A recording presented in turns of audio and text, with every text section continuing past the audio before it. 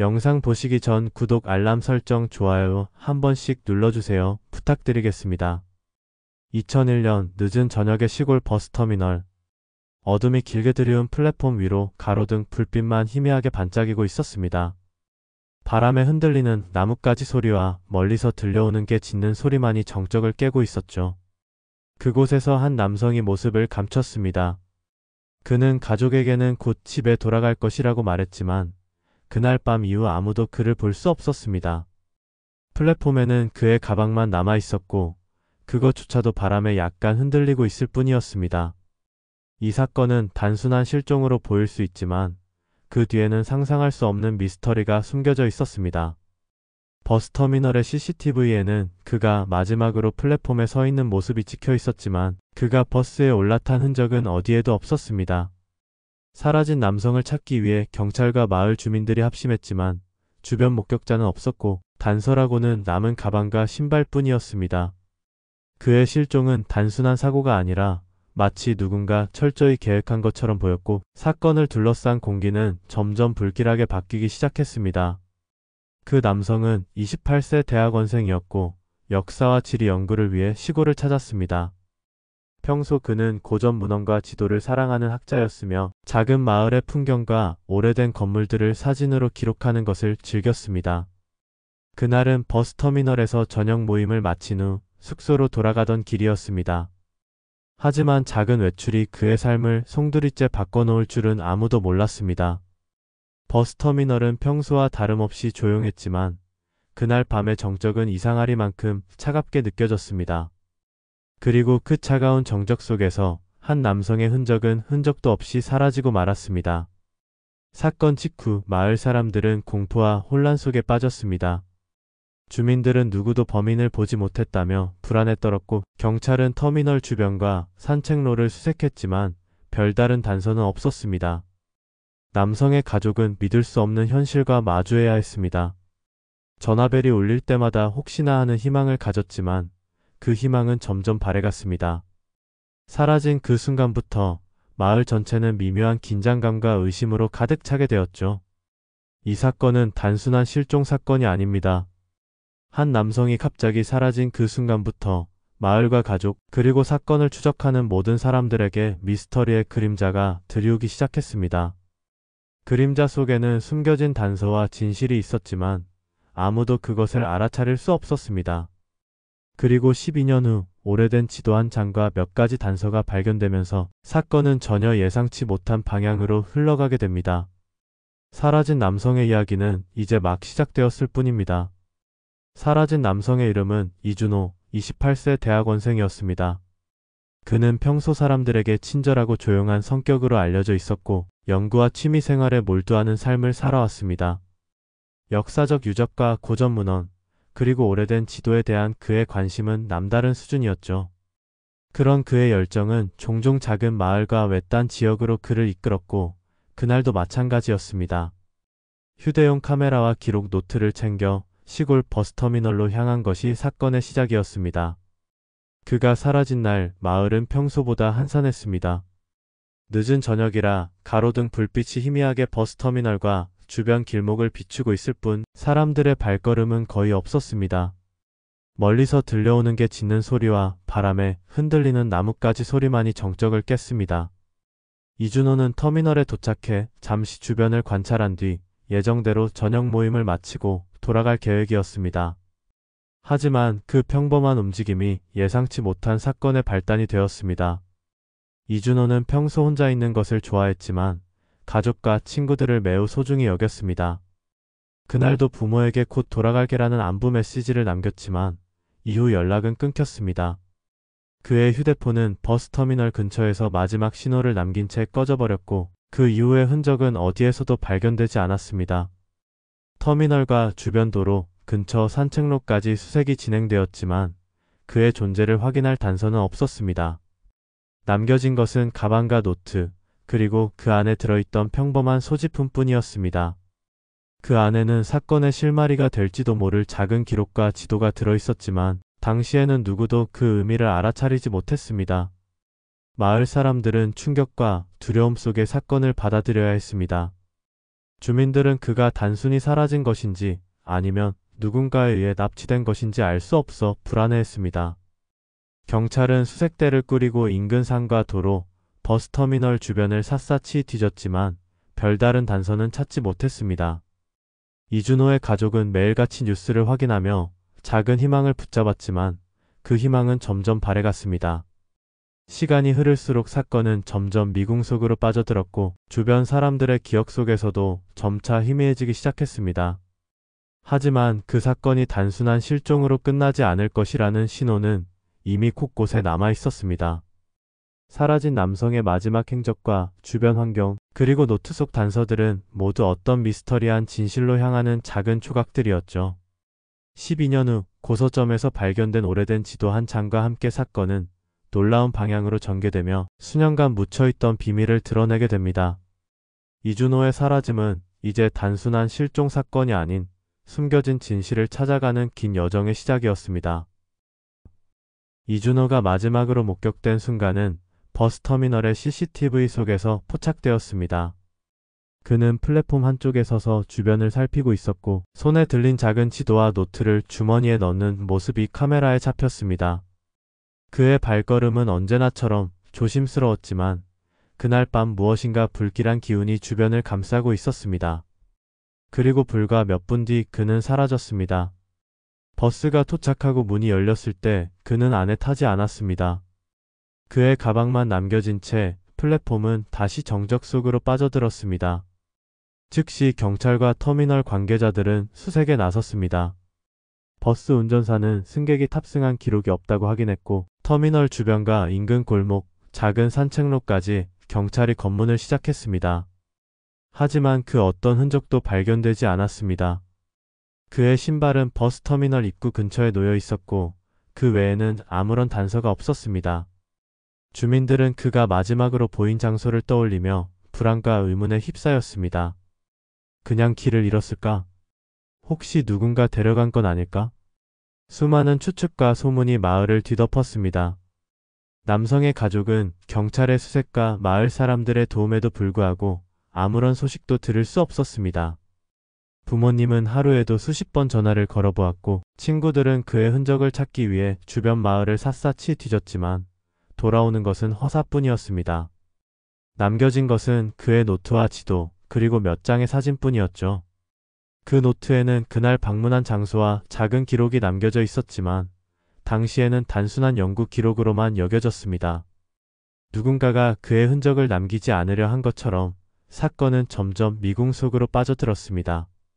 초기 수사는 단순한 실종 사건에서 점점 미스터리한 양상을 띠기 시작했습니다.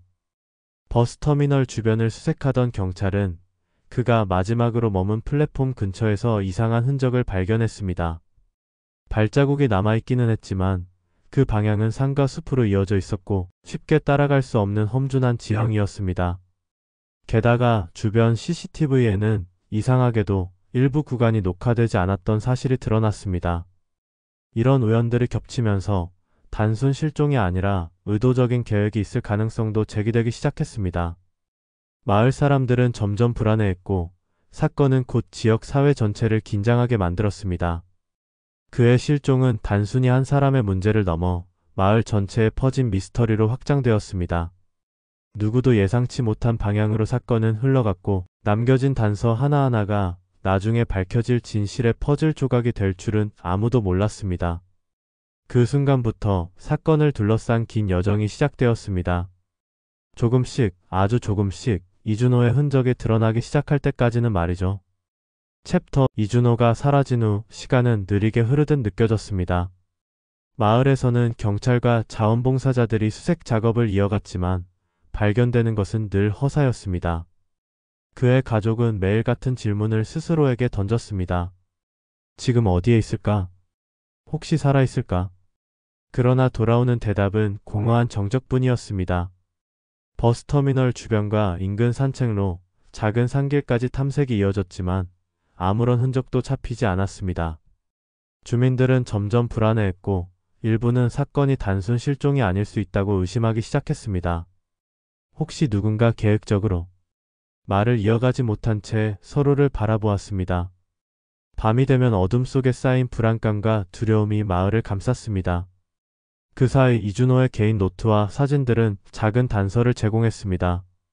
지도에는 평소 그가 탐사한 경로와 관심 있는 장소들이 표시되어 있었고, 사진에는 오래된 건물과 산길, 좁은 골목 등이 찍혀 있었습니다. 하지만 당시 수사관들은 그 의미를 완전히 이해하지 못했습니다. 단순한 학술 기록으로 보았기 때문입니다. 그리고 그 작은 기록들이 나중에 사건의 실마리가 될 줄은 아무도 예상하지 못했습니다. 수색 초기에는 며칠 단위로 희망이 피어났습니다. 마을 주민들은 새벽과 늦은 밤에도 손전등을 들고 산길을 헤맸고, 경찰은 헬리콥터와 드론을 이용해 탐색을 계속했습니다. 하지만 시간이 지날수록 희망은 점점 사라졌습니다. 주변 산과 숲은 너무 넓고 험준했으며 눈 덮인 골짜기와 급경사 길은 인간의 시야와 발걸음을 허용하지 않았습니다. 그렇게 며칠 또 며칠이 흘렀고, 마치 이준호가 존재하지 않았던 것처럼 사건은 공기 속으로 스며들었습니다. 이때 가족의 마음은 절망으로 가득 찼습니다. 부모님은 매일같이 그의 사진을 바라보며 눈물을 삼켰고, 친구들은 그가 남긴 작은 단서 하나하나를 손에 쥐고 끊임없이 분석했습니다. 그들은 믿고 싶지 않았지만 마음 한쪽에서는 다시는 돌아오지 않을지도 모른다는 현실을 받아들여야만 했습니다. 마을 사람들 또한 긴장과 불안 속에서 사건을 지켜보았고, 일부는 수개월 동안 단 한 번도 이 사건을 잊지 못했습니다. 그러나 이준호의 이야기는 여기서 끝나지 않았습니다. 흐르는 시간 속에서도 사라진 남성의 흔적은 조금씩 아주 미세하게 나타나기 시작했습니다.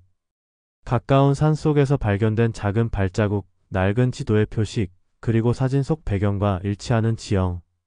이 작은 단서들이 모이기 시작하면서 사건은 단순한 실종에서 미스터리를 풀어야 하는 긴 여정으로 변해갔습니다.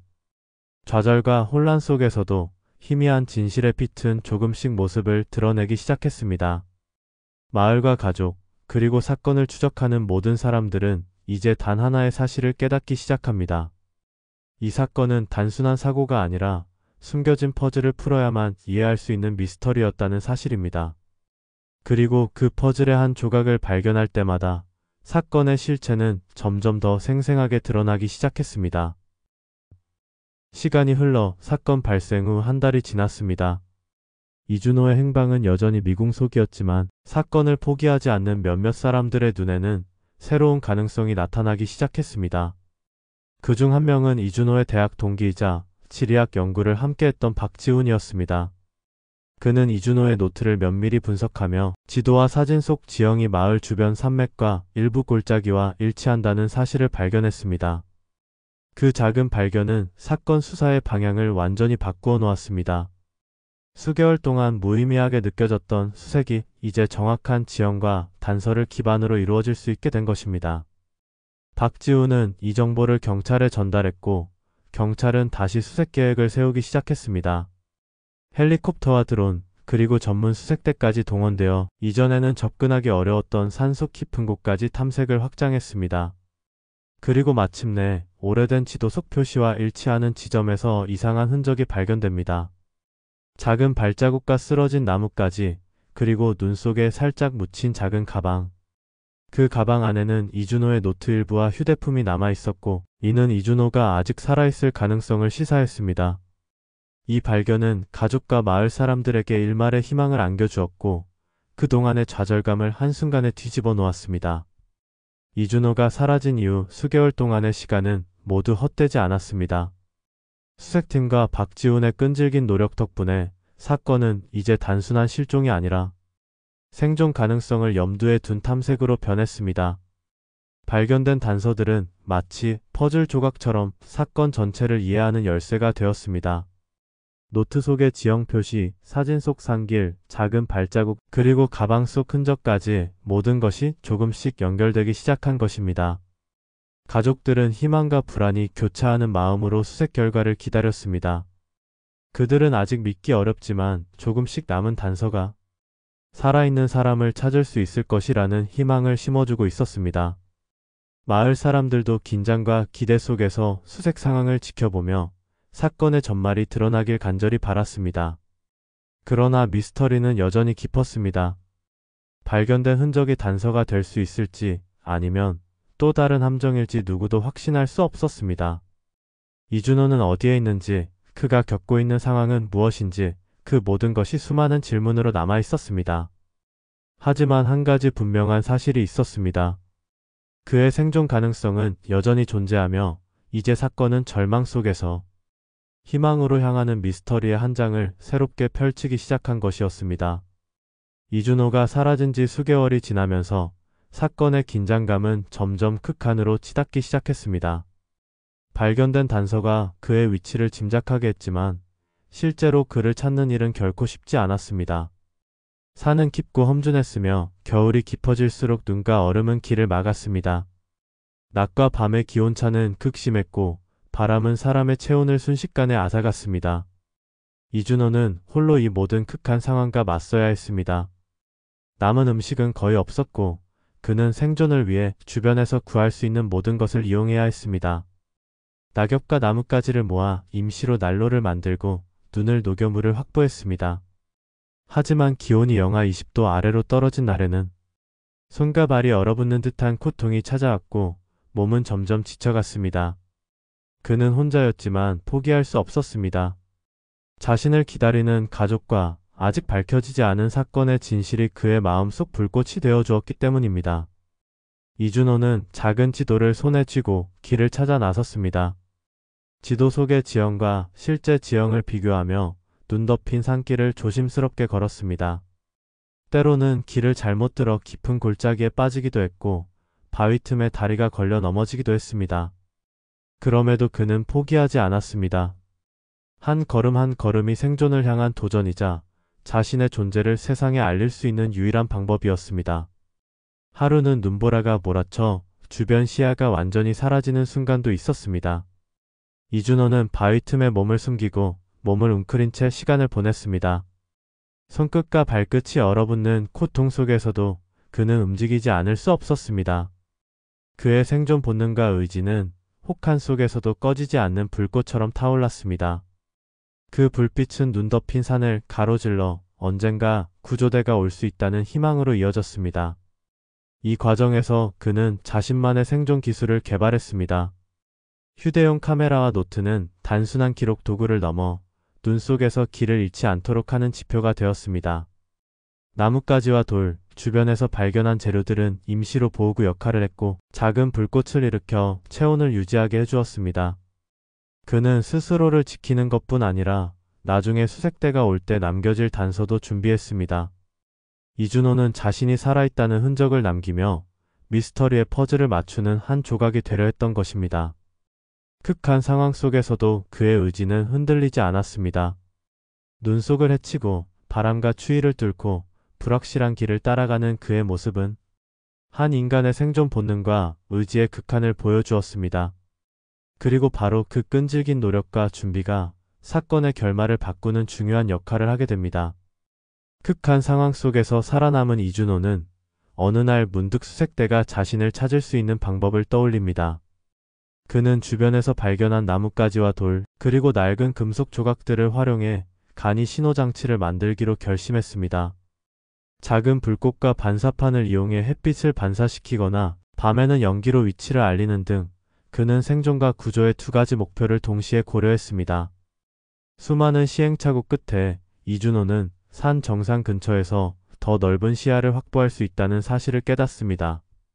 눈과 얼음이 가득한 봉우리 위에 올라서자 그는 아래 계곡에서 반짝이는 물체를 발견합니다. 그것은 멀리서 빛을 반사하는 금속 조각이었고 그는 이 기회를 놓치지 않고 강력한 햇빛 반사 신호를 보내기 시작했습니다. 그 신호는 멀리서 바라보던 구조 헬리콥터의 눈에 포착되었고 마침내 수색대의 주목을 받게 됩니다. 그러나 단순히 빛을 반사한다고 해서 구조가 바로 이루어지는 것은 아니었습니다. 헬리콥터는 수많은 산봉우리와 골짜기를 지나며 정확한 위치를 파악해야 했고 기상 상황 또한 수색에 큰 영향을 미쳤습니다. 짙은 안개와 강풍, 그리고 급격한 눈보라가 수색의 난이도를 높였습니다.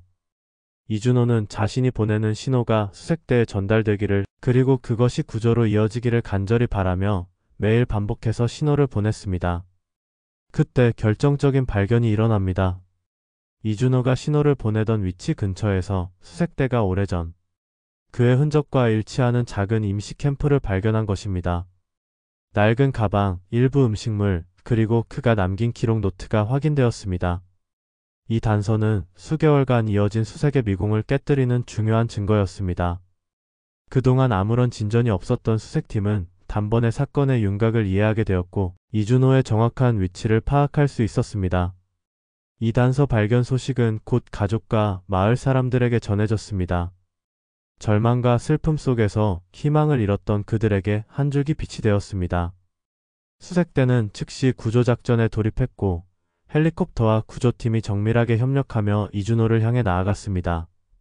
눈과 바람 속에서도 흔들리지 않는 구조대의 움직임은 인간이 극한 상황 속에서도 희망을 붙잡고 있다는 사실을 다시 한번 증명했습니다. 마침내 이준호는 구조대와 조우합니다. 수개월간의 고통과 생존 시도, 그리고 자신이 남긴 신호와 단서를 통해 마침내 사람들의 손에 안기게 된 순간 사건은 새로운 전환점을 맞이합니다.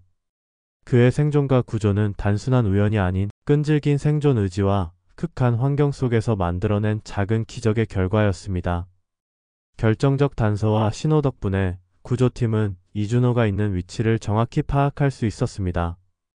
헬리콥터는 험준한 산등성이를 조심스럽게 접근하며 구조대원들은 안전장비를 갖추고 이준호에게 다가갔습니다. 산속 깊은 곳에서 구조를 기다리던 그는 먼 하늘에서 들려오는 엔진 소리와 회전 날개의 굉음에 희미한 희망을 느꼈습니다.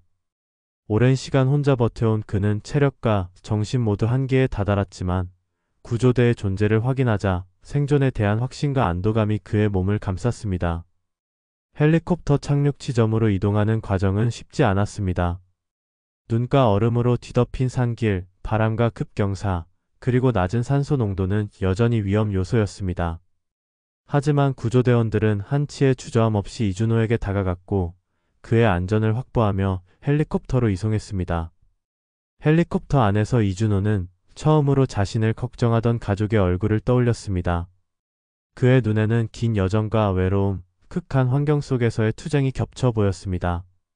그리고 얼마 지나지 않아 그는 구조 지점에서 마주친 가족과 재회하게 됩니다. 한동안 믿기지 않는 듯 서로를 바라보다가 눈물이 흐르고 포옹이 이어졌습니다. 그 순간 긴 고통과 불확실성 속에서도 살아남은 인간의 의지와 희망이 무엇인지를 실감하게 됩니다. 수색대 역시 이번 구조를 통해 그동안의 노력이 결코 헛되지 않았음을 확인했습니다. 지리학 지식과 단서를 분석했던 박지훈, 그리고 수많은 수색대원들의 협력이 한데 모여 한 사람의 생명을 구하는 기적을 만들어낸 것입니다.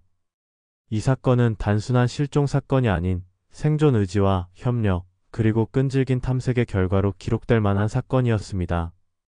현장에서 구조된 이준호는 바로 병원으로 이송되어 긴급 치료를 받았습니다. 극심한 탈수와 영양 결핍, 그리고 추위로 인한 저체온증은 있었지만 다행히 그의 상태는 안정적이었습니다.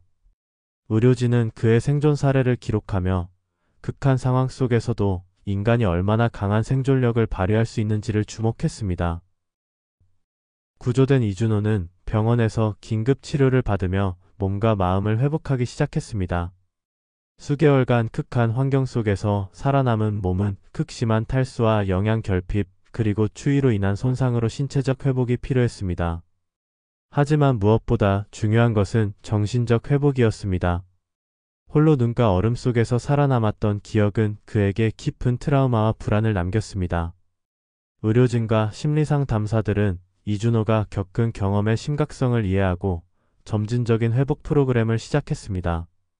처음에는 일상적인 활동조차 어려웠지만 점차 신체 기능이 회복되면서 심리적 안정도 찾아오기 시작했습니다.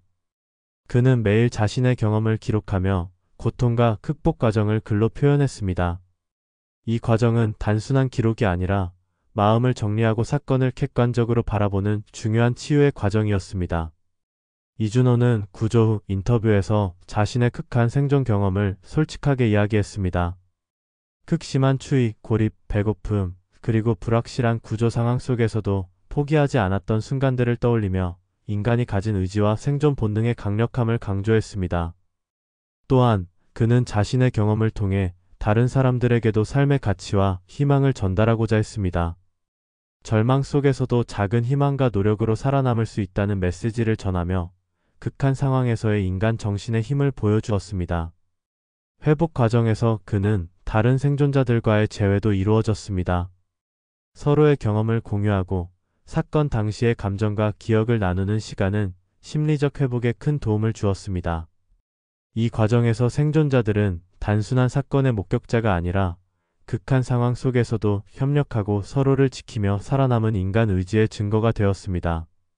또한 가족과 친구들의 응원과 지지는 그들에게 큰 힘이 되었고 인간관계의 중요성을 다시 한번 느끼게 했습니다. 이준호의 극한 생존 사건은 단순한 사고 기록을 넘어 우리에게 여러 가지 중요한 교훈을 남겼습니다. 첫째, 인간의 생존 본능과 의지의 강력함입니다. 얼음과 눈 속 음식과 물이 부족한 극한 상황에서도 그는 포기하지 않고 자신의 삶을 스스로 지키기 위해 끊임없이 노력했습니다. 이것은 단순한 신체적 생존 능력이 아니라 인간 정신의 강인함이 만들어낸 기적이었습니다. 둘째, 협력과 소통의 중요성입니다. 이준호가 살아남을 수 있었던 것은 혼자가 아닌 주변 환경과 단서를 활용한 전략, 그리고 구조대와의 간접적 소통 덕분이었습니다. 그가 남긴 신호와 단서는 구조대가 그의 위치를 정확히 파악할 수 있도록 했고, 결국 구조와 생존으로 이어졌습니다. 이는 위기 상황에서의 창의적 사고와 협력의 힘을 보여주는 사례로 기록됩니다. 셋째, 사건이 주는 사회적, 교육적 의미입니다. 이 사건 이후로 구조 전문가들은 극한 환경에서 생존할 수 있는 기술과 심리적 대비책을 연구하기 시작했습니다. 학생들과 일반인들에게도 위기 대응 교육과 생존 훈련의 필요성이 강조되었습니다. 사건은 단순한 극적인 이야기가 아니라 실제로 삶을 지키는 방법과 준비의 중요성을 알려주는 교훈이 되었습니다. 마지막으로 인간의 희망과 회복력에 대한 이야기입니다. 이준호와 그의 가족, 구조대원들은 모두 극한 상황 속에서 절망 속에서도 희망을 포기하지 않았습니다. 그 과정에서 우리는 삶이 얼마나 소중하고 예측할 수 없으며 동시에 인간의 의지가 얼마나 강력한지 깨닫게 됩니다. 절망적인 환경에서도 포기하지 않는 한 줄기 빛, 그것이 바로 이 사건이 남긴 가장 큰 진실이자 교훈입니다. 모든 구조와 회복 과정을 지나 이준호 사건은 역사 속에서 하나의 전설처럼 자리 잡았습니다. 생존자와 가족, 그리고 구조대원들의 이야기는 미디어와 사회에 널리 알려졌고, 사람들은 극한 상황 속에서도 인간의 의지와 희망이 만들어낼 수 있는 기적을 실감했습니다. 이 사건은 단순한 항공사고가 아닌 인간 생존의 가능성과 한계, 그리고 그 안에서 피어나는 용기와 협력의 의미를 보여주는 사례가 되었습니다. 눈과 얼음, 산봉우리와 절벽 속에서 살아남은 이준호와 그의 동료들은 인간이 얼마나 강인하고 창의적인 존재인지를 증명했습니다. 그들은 포기하지 않았고 작은 단서 하나에도 희망을 걸며 살아남았습니다. 사건의 교훈은 분명합니다. 위험과 절망 속에서도 인간은 포기하지 않고 작은 행동과 끈질긴 노력으로 생명을 지킬 수 있다는 것입니다. 그리고 주변의 도움과 협력이 얼마나 중요한지도 이 사건이 보여줍니다. 구조대와 마을 사람들, 가족과 친구들의 존재는 생존자에게 단순한 지원을 넘어 생명을 이어주는 중요한 연결고리가 되었습니다. 오늘날 이 사건은 극한 환경에서의 생존 기술과 심리적 대비 교육, 그리고 위기 대응 훈련의 사례로 활용되고 있습니다. 학교와 연구기관에서는 생존 전략과 극한 상황 대응 교육에 이 사건을 교본처럼 사용하며 새로운 세대에게 희망과 용기, 그리고 삶의 소중함을 전하고 있습니다. 시청자는 이 장면에서 단순한 사건을 넘어 삶의 본질과 인간 정신의 깊이를 함께 느낄 수 있습니다. 마지막으로 이 사건은 우리에게 이렇게 말합니다. 절망 속에서도 포기하지 말라. 작은 희망과 단서를 믿고 마지막 순간까지 최선을 다하라. 인간의 의지는 극한 상황 속에서도 기적을 만들어낼 수 있다. 이 준호 사건은 그렇게 극한 생존과 희망의 기록으로 남았고, 수많은 사람들에게 영감과 용기를 주는 이야기로 끝을 맺습니다. 댓글로 여러분들의 의견을 자유롭게 남겨주세요. 저는 다음 영상에서 또 인사드리겠습니다. 감사합니다. 구독과 좋아요는 큰 힘이 됩니다.